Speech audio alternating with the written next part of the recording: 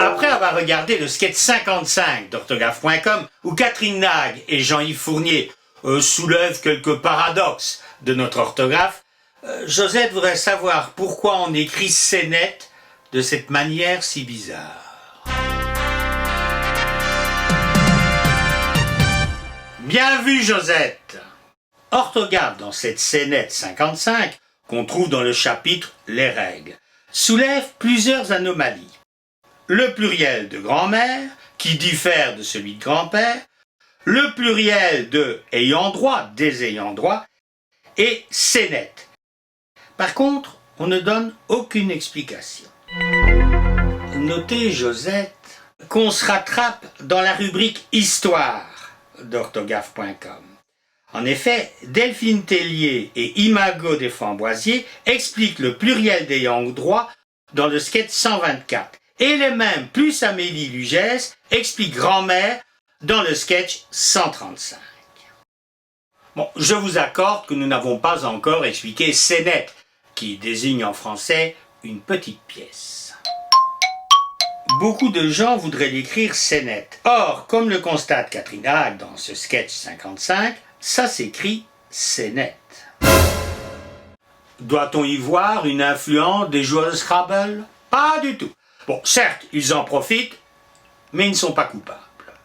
Si vous avez regardé le sketch, vous savez que ce mot vient d'Espagne.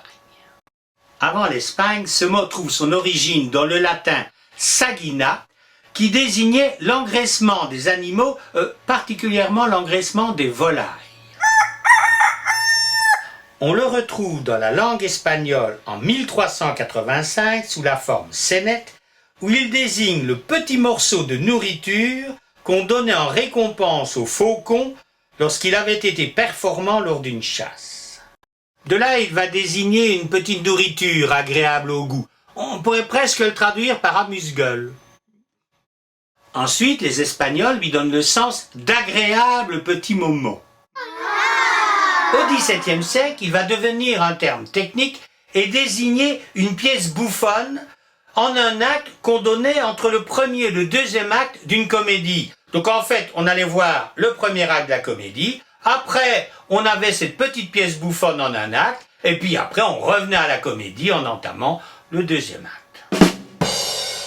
On reprend ce mot au XIXe siècle, alors d'abord dans son sens espagnol, et puis après, comme le mot scène existait déjà, pour désigner une petite pièce de théâtre.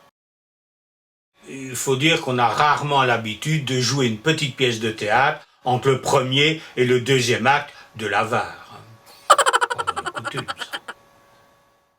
N'empêche qu'on est doué. À cause du mot scène, on dévie le sens du mot scénette, qui sans ça aurait certainement disparu.